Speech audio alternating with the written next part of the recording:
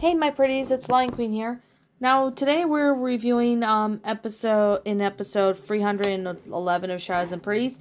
Is another Resident Evil game, and that we are going to be reviewing is Resident Evil 5. This game is going to be 15 years old by March of this year, and I can't believe that this game came out in 2009. It's a pretty good game, actually. It's one of my favorite games, along with the first Resident Evil game, so I thought, you know what? Um, the last review I did was a review for Resident Evil. What was it? Oh yeah, Resident Evil. Oh yeah, Resident Evil 4. Yeah, that's the last one we reviewed. And this game, Resident Evil 5, takes place in Africa. Now, this is basically the one where Chris Redfield goes to Africa, and he works with a partner named Shava Alamore, who pretty much is his partner in this game. Which honestly, it's a pretty good plot, and I honestly really like Shava already. She seems to be, sticking by Chris's side throughout the entire game, which honestly, it's pretty good. So, with that being said, and with that being the case, I'm going to sit here and pretty much go through what the plot of the game is about. So, you guys will, so you guys can get like a recap of what happened in the game. But for those who haven't played the game or haven't played it in a long time, I'm going to pretty much go over with this, plot of this game. So if you don't want to hear any spoilers, then I suggest you click off the video right now and go watch something else.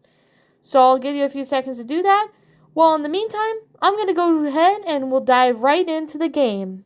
So this game apparently takes place 5 years after the events of Resident Evil 4, where Chris, who is now a agent of BSAA, or also known as Bioterrorism Security Assessment Alliance, dispatched to Kijiji in West Africa when he meets his new partner named Shava Alamore, and are tasked of apprehending Ricardo Irving before he can get a sell on the bioorganic weapon, or BOOW, on the black market.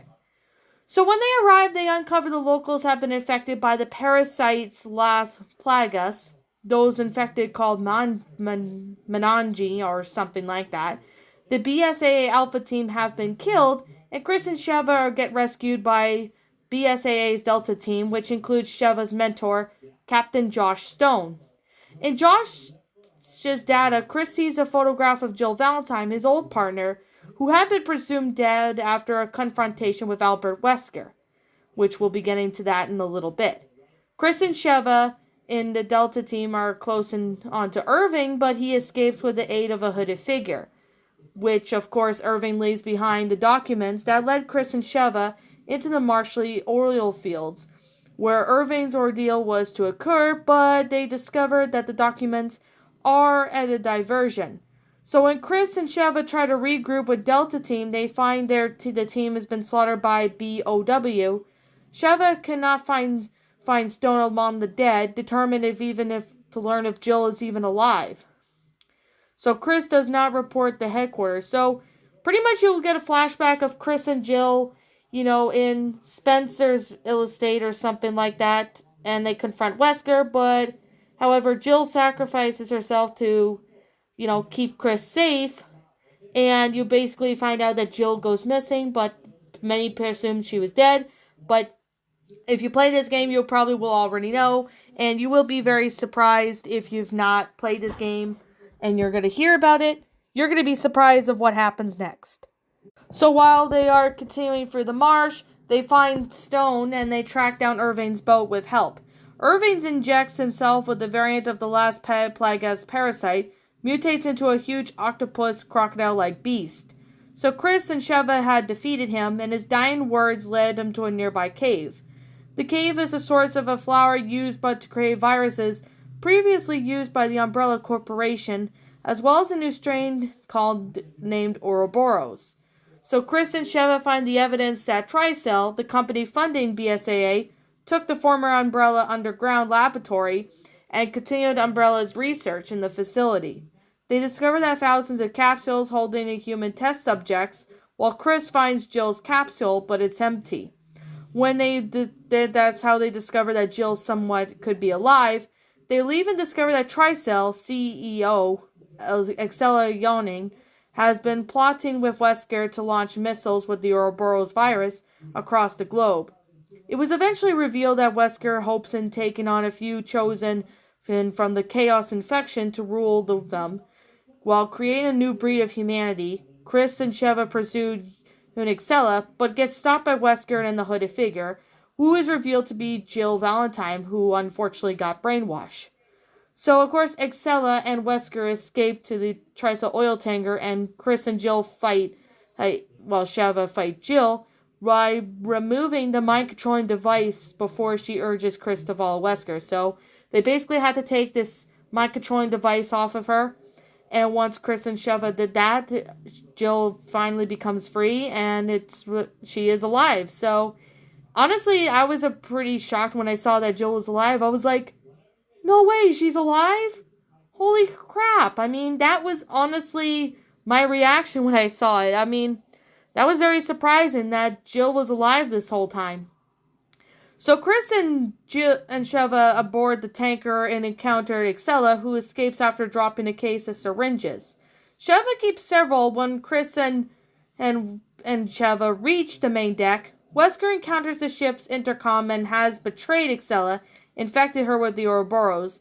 So she mutates into a giant monster, which Chris and Sheva end up defeating.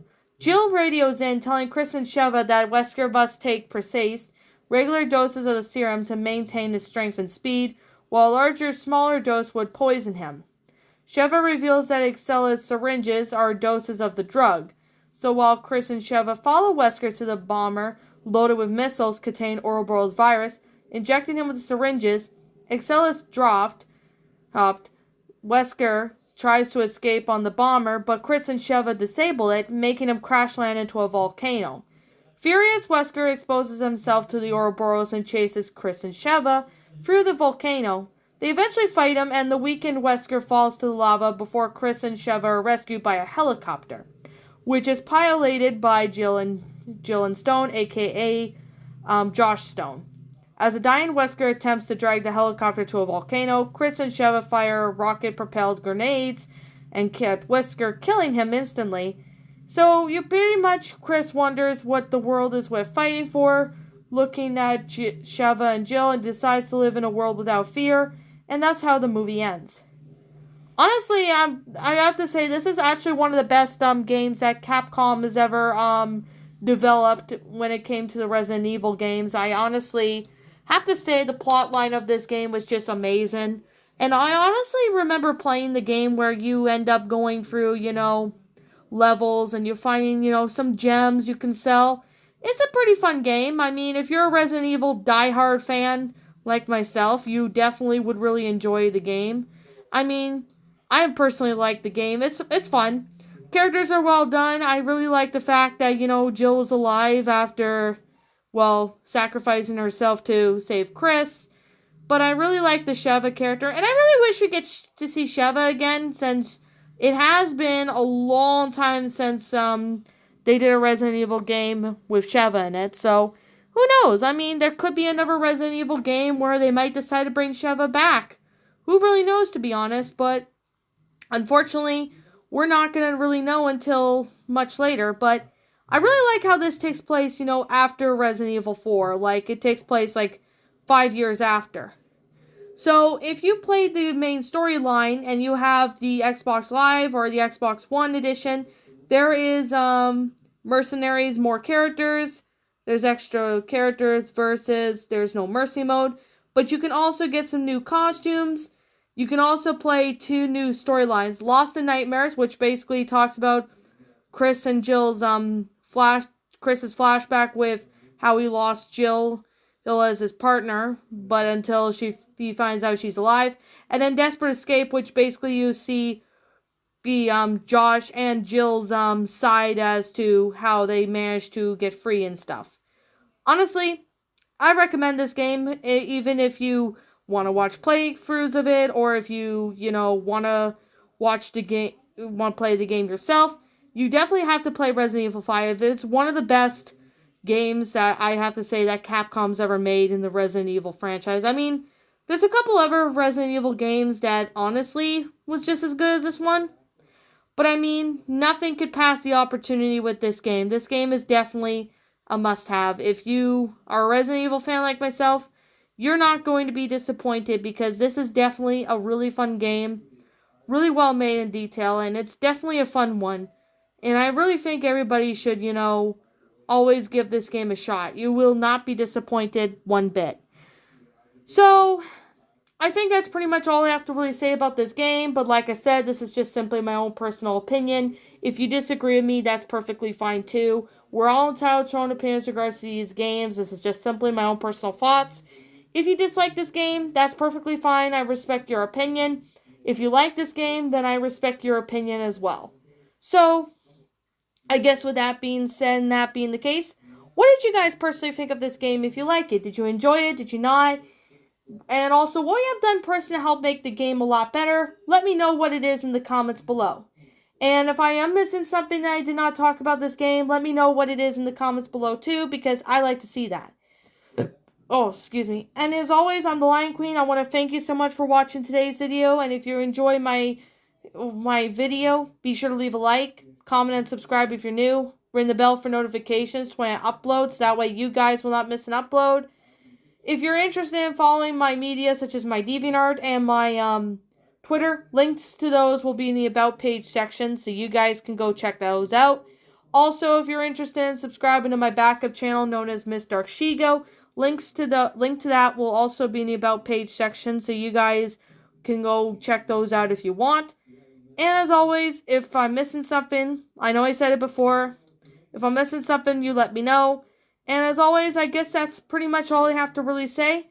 But with all due respect, I will be seeing you guys all in the next video. Peace out, and like always, I'll see you all next time.